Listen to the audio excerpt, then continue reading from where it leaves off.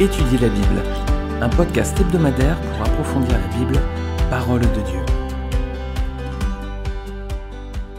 Bonjour, on continue cette semaine avec l'étude du personnage de Samson. On est avec lui depuis 2-3 épisodes à présent. On va aller un petit peu plus loin. Samson cette fois va se rendre à Gaza et en chemin il va s'arrêter chez une prostituée. C'est alors que les Philistins vont lui tendre une embuscade. On va se lire cette semaine Juges chapitre 16, versets 1 à 3. Samson partit pour Gaza, il vit une femme prostituée et il entra chez elle. On dit aux gens de Gaza, « Samson est arrivé ici !»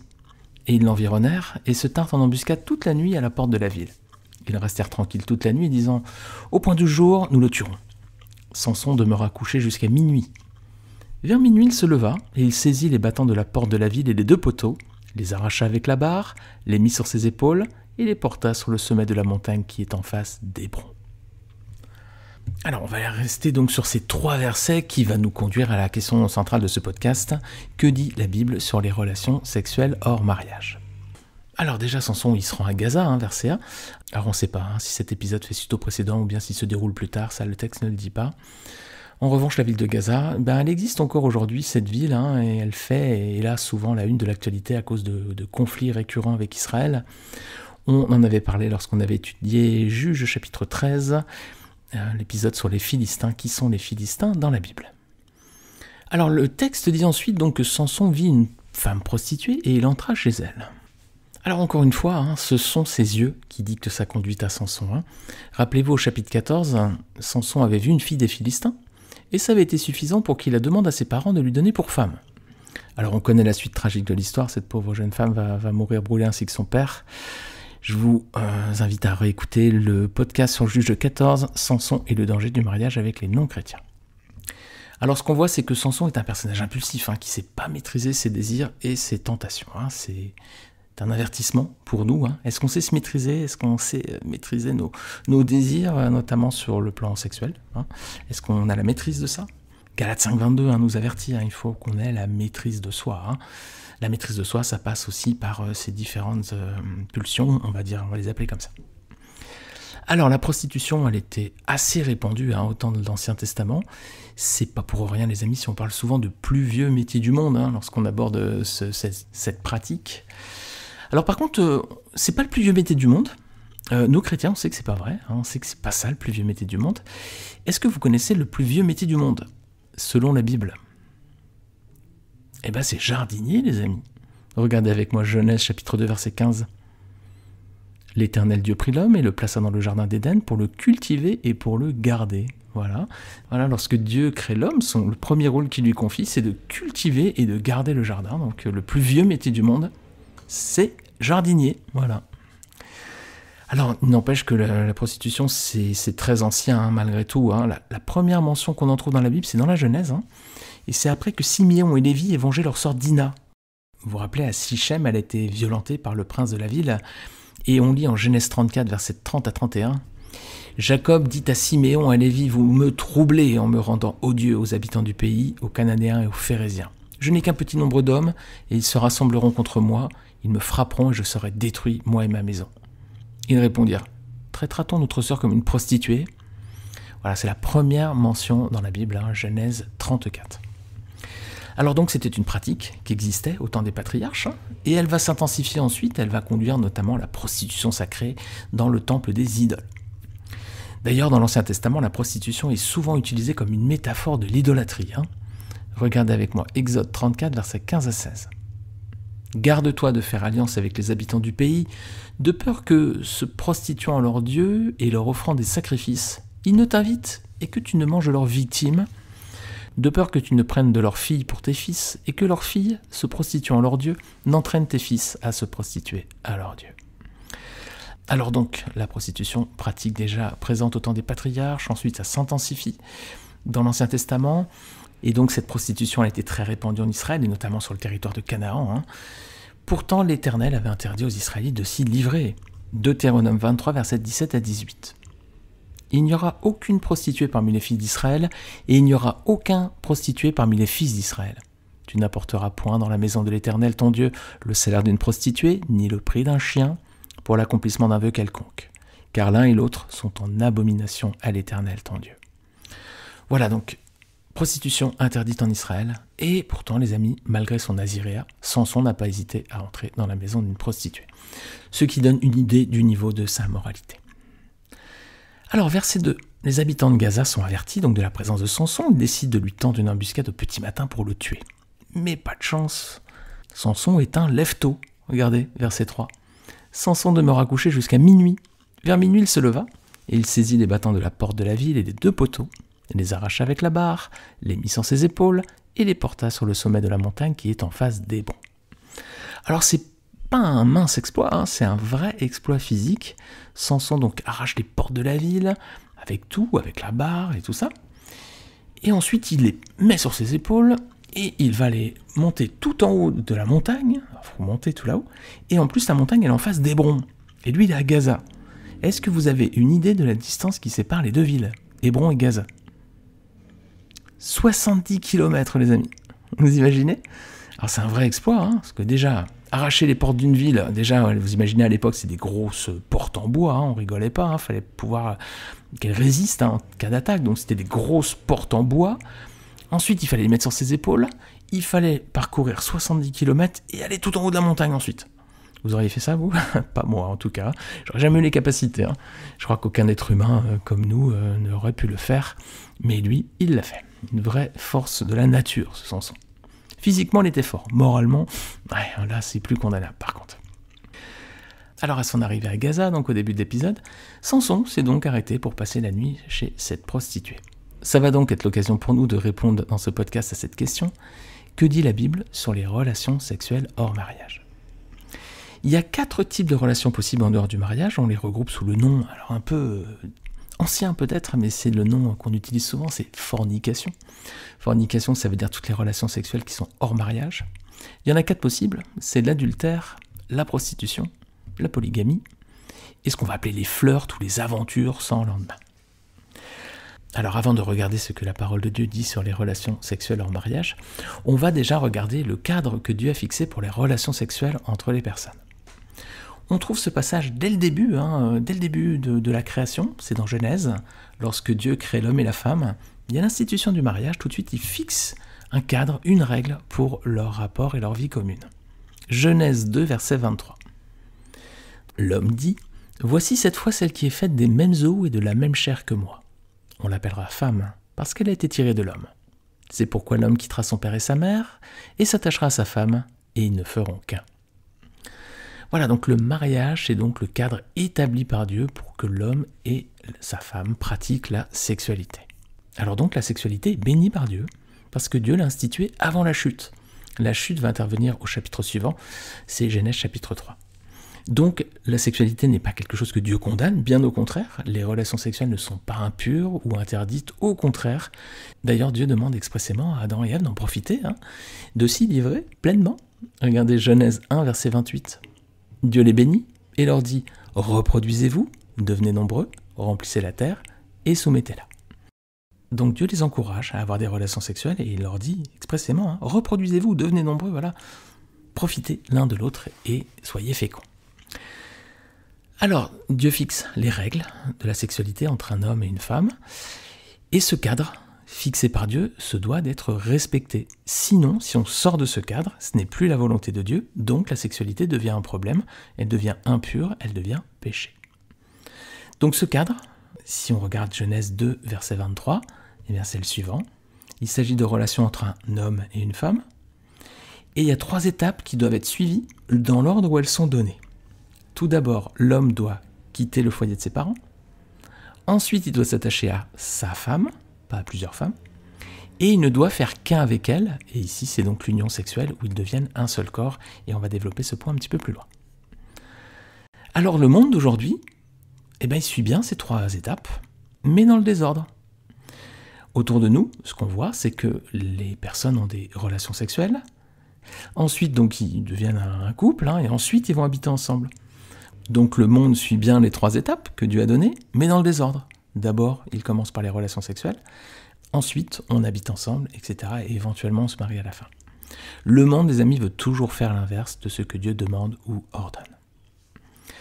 Alors c'est bien Dieu qui a ordonné tout ça, hein. Notez bien que c'est pas Adam qui a prononcé cette phrase, hein.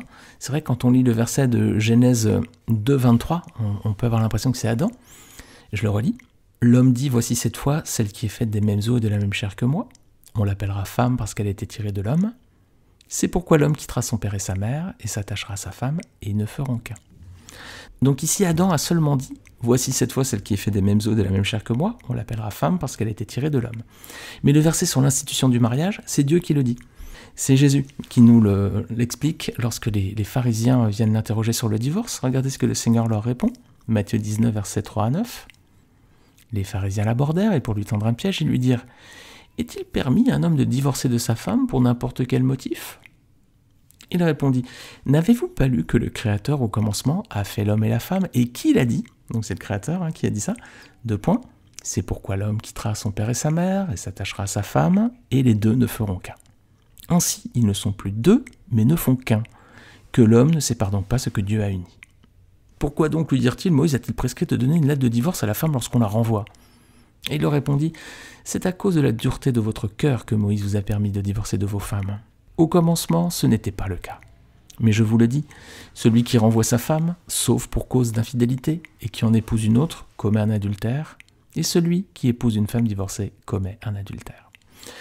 Donc vous voyez, Jésus dit clairement que c'est Dieu lui-même qui a institué le mariage.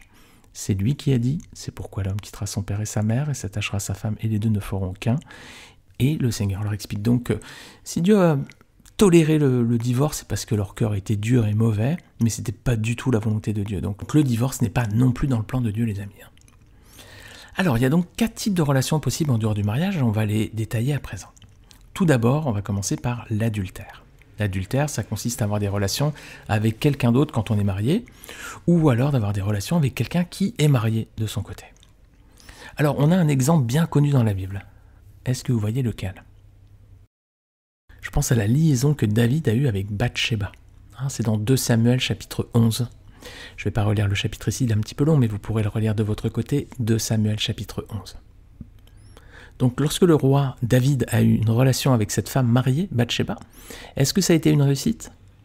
Non, c'est un échec, c'est un échec dans la vie de David. D'ailleurs, il va rédiger des psaumes où on voit qu'il a le cœur contrit. Et puis Dieu va tout de suite lui parler via l'intermédiaire du prophète Nathan, avec une jolie histoire, avec une petite brebis là, magnifique. 2 Samuel chapitre 11. Alors c'est clairement un échec, cet adultère de David, il va devoir couvrir sa faute avec un mensonge, puis encore il va s'enfoncer, il va même aller jusqu'au meurtre de son mari, Uri. Alors voilà, péché, échec dans la vie de David, il a succombé à la tentation, il a eu un adultère avec cette femme. Les amis, il vaut mieux reproduire l'exemple de Joseph. Joseph, il a tenu bon malgré les tentatives de la femme de Potiphar. Vous pourrez relire Genèse 39. C'est une femme mariée qui voulait coucher avec lui. Non, il a tenu bon et il est resté pur. Genèse 39, donc si vous voulez relire cette histoire. Donc l'adultère, c'est clairement proscrit par Dieu. C'est d'ailleurs l'un des 10 commandements. Deutéronome 5, 18 et 21. Tu ne commettras pas d'adultère. Voilà, c'est très clair. Je crois qu'il n'y a pas besoin de détailler plus, la parole de Dieu est très claire à ce sujet. Tu ne commettras pas d'adultère, et même, verset 21, un petit peu plus loin, tu ne convoiteras pas la femme de ton voisin. Voilà, donc l'adultère est banni en acte, mais aussi en pensée. Et c'est ce que Jésus va développer aussi dans Matthieu 5, 28. Il va dire, moi je vous dis que quiconque regarde une femme pour la convoiter a déjà commis un adultère avec elle dans son cœur. Voilà qui nous avertit aussi, les amis. C'est valable pour les hommes, c'est valable pour les femmes, de regarder le conjoint de quelqu'un d'autre quand on est marié ou si la personne est mariée, c'est déjà un adultère. Et le Seigneur dit, il n'y a pas de place pour tout ça dans votre cœur. Même si vous ne passez pas aux actes, il n'y a pas de place pour tout ça dans votre cœur. Gardons notre cœur pur, les amis. Alors un autre type de relation sexuelle est possible aussi en dehors du mariage, c'est la prostitution, comme avec Samson, recourir à cette pratique. Alors là encore, on a un autre exemple bien connu dans la Bible. Est-ce que vous voyez lequel? Si vous écoutez ces podcasts depuis le début, on avait évoqué un personnage qui avait eu une aventure, une relation plutôt avec une prostituée, et il s'est fait avoir parce qu'il ne savait pas qui c'était. C'est Judas.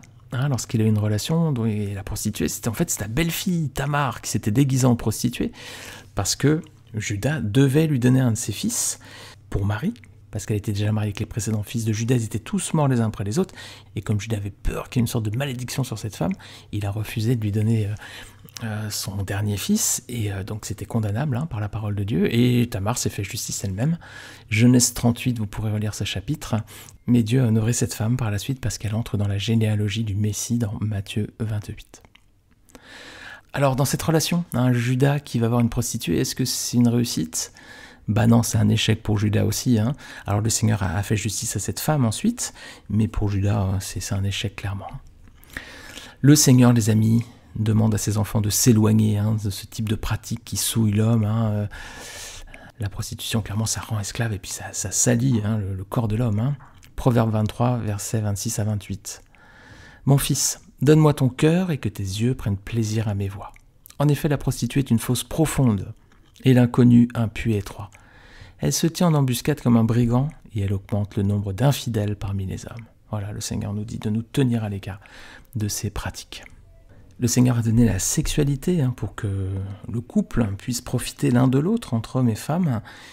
Il n'y a pas de raison de faire un commerce d'une bénédiction que Dieu a donnée. Donc ne pervertissons pas ce que le Seigneur a donné comme un don à l'homme et à la femme dans le cadre du mariage. Alors on va voir la troisième façon d'avoir des relations en dehors du mariage. Ce serait la polygamie, le fait d'avoir plusieurs femmes. Comment la Bible considère cela, le fait qu'un homme ait plusieurs partenaires, voilà. La polygamie, c'est encore une fois, c'est des relations sexuelles hors du cadre permis par Dieu. En effet, Dieu a bien dit que l'homme s'attachera à sa femme. Il n'est pas écrit à ses femmes. Donc, le plan de Dieu, c'est un homme, une femme. Il a donné Ève à Adam, il n'a pas donné plusieurs femmes, il n'en a donné qu'une seule. L'homme s'attachera à sa femme et pas à ses femmes. Donc déjà, la polygamie n'est pas non plus dans le plan de Dieu. Et là encore, on a un exemple célèbre dans la Bible. Alors il y en a plein, dans la Bible il y en a beaucoup, hélas. Mais je pense notamment à Abraham, lorsqu'il a eu une relation avec Agar, sa servante. Est-ce que ça a été une réussite? Là encore, non, un échec total. Ça va entraîner des conflits familiaux, donc Agar va être congédiée, puis envoyée dans le désert. Et puis donc il y aura un enfant qui va naître de cette relation, c'est Ismaël. Ismaël donc aura des relations très compliquées ensuite avec son frère Isaac. Donc là encore, on a un cas de polygamie, et là encore, c'est un échec. Alors il y a plein d'autres exemples dans la Bible, les amis, je pense notamment à Salomon, le grand roi d'Israël, connu par sa sagesse. À la fin de sa vie, c'est plus le cas. Est-ce que vous savez combien de partenaires a eu Salomon?